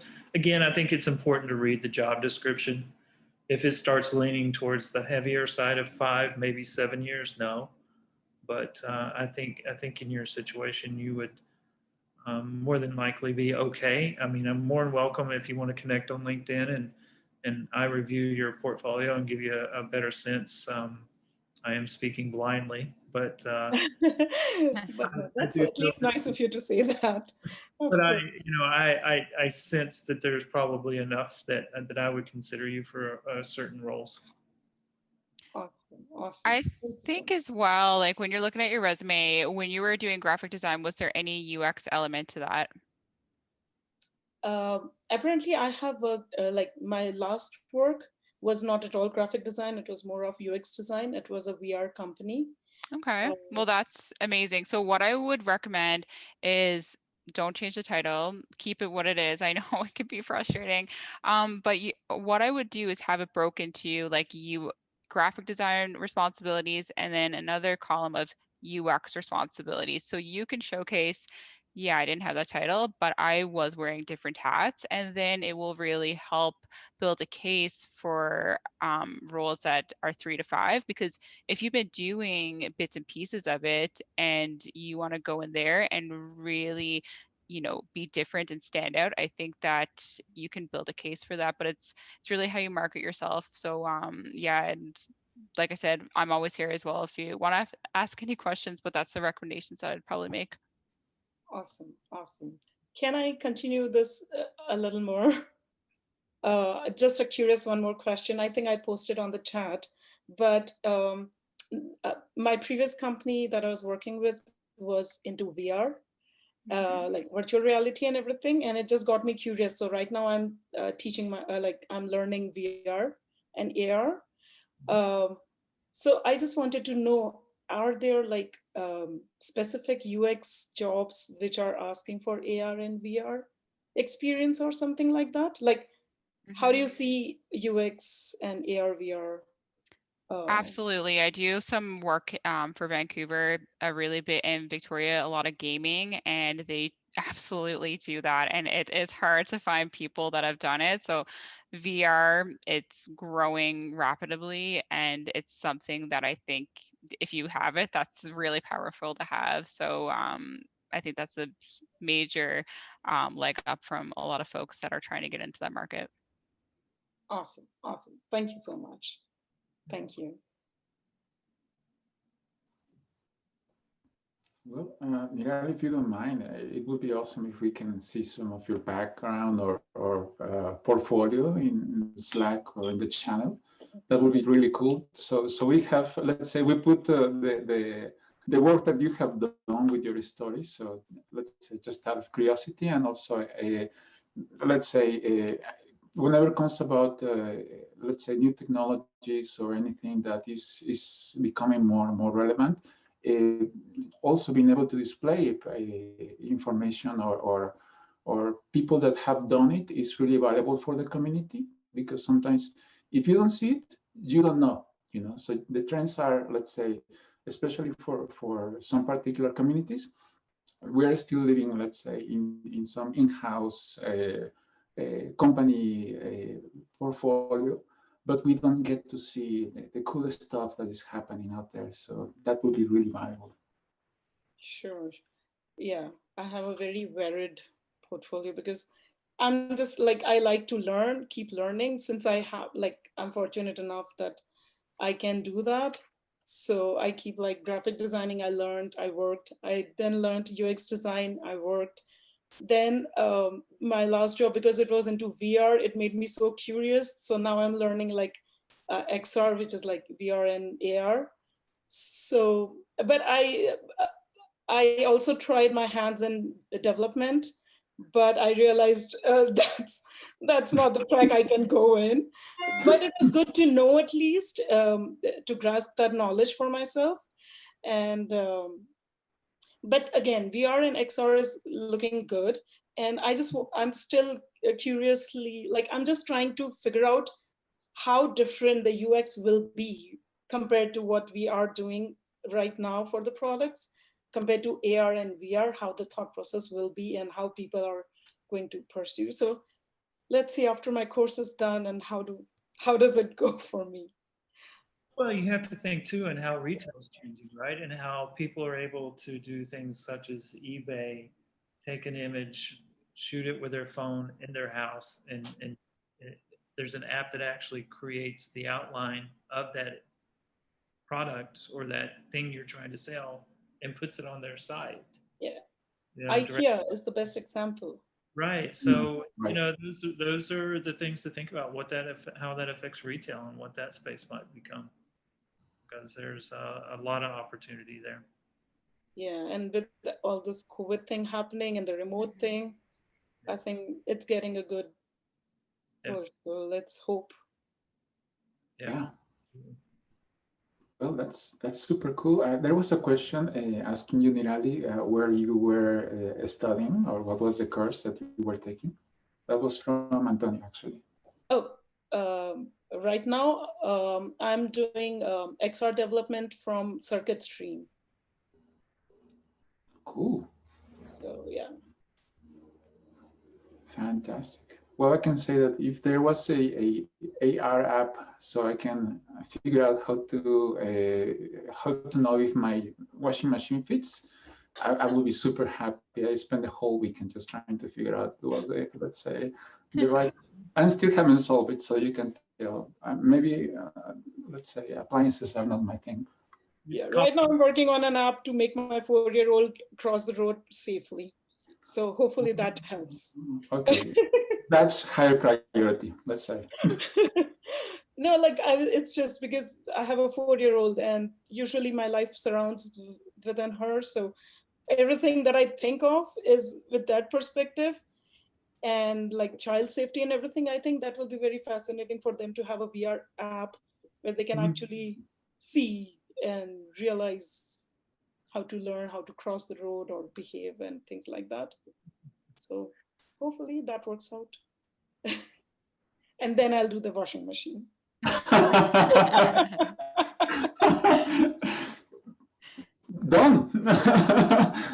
Absolutely, happy to hear that. Okay, that's excellent. Well, we are running out of the 50 minutes mark, and I once again it's just checking with you guys. How are you doing? And it's up to you. Whatever you feel like happening next. I'm going to have to drop off, unfortunately. Okay. Well, great. Thank you so much, Tim. Yeah, thank you. It's yeah. Let's say for all the people that were not aware, Tim is 2 hours, let's say, later than us. So let's say for him it's already tomorrow. So thank you so much, and also for you, Melanie. It's been fantastic. I hope you have a safe way to drive back home. I don't know how far are you from your office. Oh, but I'm really close. Yeah, it won't be too far away. Yeah. Okay. Yeah, I guess the good news is that weather is still very kind to us, but Yeah. from what I know, it's going to snow very soon. So, Oh yeah, God, I know. It's the worst now that we're into the colder months. So hopefully we get a nice Chinook soon. Fingers crossed. Okay, one day we will be talking remotely from, let's say, Cancun or Puerto Vallarta. Yeah. One day. Or you can come to New York. There we go. Now that's one place I'd like to check out. Even better. So super fantastic. Thank you. No, thank you so much. Thank you, everybody. Thank you, guys. I think it's been an amazing conversation. Have a very good night. Take care. Bye, guys. Amazing. Thank you, Lubo. Yeah, bye. Thank you so much. Wonderful. No worries. Yeah. Yeah. Super. About 5 minutes. I'll hang on and talk to you if you have 5 minutes, if you want to do that. Yeah. I'm around. Great. Bye. Bye. Have a good night. Thank you. Thank you, Andrew. Thank you, Neirali. Bye. Thank you, Nupan. Thank you, Hope. I hope you're not sleeping, Hope. Oh. Mine's stuck too. Unless you guys want me to stay on for a bit. Thank you, Melanie. Thank you so much. Let's you and I continue to stay connected. Yeah. I enjoyed tonight, and I don't know. I think there's a lot of things that we can still talk about. Hopefully our technology doesn't cut us off. So yeah, let me know when you're free sometime and we'll catch up some more. Fantastic. Well, I'm so happy. Let's say everything went fantastic, and I'm very happy to have you. Wow, it's really hard to keep that many people, let's say, on board for that long. So that really tells it was an amazing event. So thank you. Well, that's great. No, I enjoy these opportunities. This is right in line with what I enjoy most about the job. It's a wonderful experience, and I've always had a great experience with people in Calgary. When I was working for Critical Mass, I mean, that's where I found Marcel. And, right. Yeah. So, it's a good school. Yeah, he's amazing. But I wanted to talk to you for a minute about another thought that I had. So last night I was speaking. So, you know, as you can imagine, I speak with a lot of hiring managers. And I was sharing with her some of the things that I was thinking would be great talking points. And of course, we didn't get into a lot of that, but because they're more junior. But she was really intrigued. And this is the person who's head of experience at SY Partners. I don't know if you've ever heard of them. And Keith Yamashita, who used to be Steve Jobs' copywriter. He started this company called SY Partners. It's an amazing company. And they're part of the QNext network, which is KYU, is how you pronounce it, which is IDEO. You've heard of IDEO. Oh, okay. Well, that's, yeah, let's say. They're all family. Yeah. So when I worked in the office here in New York at SY Partners, IDEO is in the same floor. So random conversations constantly with Tim Brown and the world that they're in. So again, randomness is my favorite thing. So cool. So for So me, cool. in talking to her and her interest in what we're doing, she came up with a wonderful idea, and I just thought I'd throw it at you and see what you think. She felt like, because I've always worked well with her in finding amazing talent in the UX product. I mean, as an experienced design principal at SY Partners, he has amazing connections, but I was able to send her these, again, aliens that were highly unusual. And she's collaborating with a lot of those folks. So her and I have a good understanding of a hiring manager recruiter relationship and the importance of that. Right. But she felt like maybe if that's one of the conversations you want to have moving forward, that she'd be more than willing to come on board and the two of us banter or whatever we need to do to make that work for your platform. That's fantastic. Actually, you know what? It's a kind of on one side, I guess there are two things. One is just we were trying to plan. It was 2021. Let's say. On the other side, well, actually, it's three things. One, 2021, trying to figure out what is going to happen. Yeah. Also, certainly we had a great connection with younger designers this time, but I think we don't want to lose, let's say, the other audience. You know, the more advanced or the more intriguing sort of designers, and I think. On one side, it's really hard to keep that or to capture their attention because they're either busy, they have kids, they maybe feel more satisfied at some point. So maybe the hunger is not 100% there. So let's say something like that would be fantastic. And the other part is, certainly I think the processes or the recruitment, at least on the side of a Canadian side, we don't get to see or to talk too much about big, large companies. Let's say we don't have the benefit of having a office of a Google office in Calgary. You know, we have Microsoft, but they're not really focused on any sort of close of UX. We have some brands that are going back and forth, but let's say none of that is really, let's say, that has that renown. So something like that, that would be amazing, really amazing. Yeah, I think it would be helpful. I mean, you do have critical mass. I mean, that's who I used to recruit for. So they're probably your biggest fish in the pond, right? In the agency side, yes, absolutely. Yeah, it is just. I think on one side we are trying to grab too much. Yeah, and next year we're going to start bringing partnerships. So we have, let's say, more resources, more stability when it comes about the things that we can or we cannot do. Part of that is saying thank you, and sending a nice Starbucks card to our amazing speakers, right? Yeah. So quite a lot of that is going to come with more people helping, more volume, being a bit less bootstrappy, and having these connections, right? So absolutely. Critical mass is it's kind of like the school, you know. You see pretty much everybody that is been on leadership in Calgary, it's been through that route.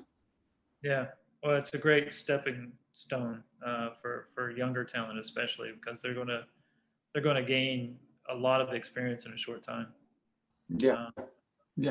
And many different projects. That's also very valuable. In-house, you get to see one screen, and you spend years. Yeah, international clients at that. I mean, that's the biggest part. Okay, so absolutely. Well, I guess on my side, is just on one side not really overwhelming you too much, you know. So let's say when will be a good time to let's say reach you again, you know, somewhere in December. Honestly, next week if you're free. Okay, absolutely. Yeah. Sweet. So anytime during the day. Best times are usually between 11 and 2. Excellent. Okay. I will any particular day, any day that is more relaxed for you? Or... Next week, Tuesday, Wednesday, or Thursday.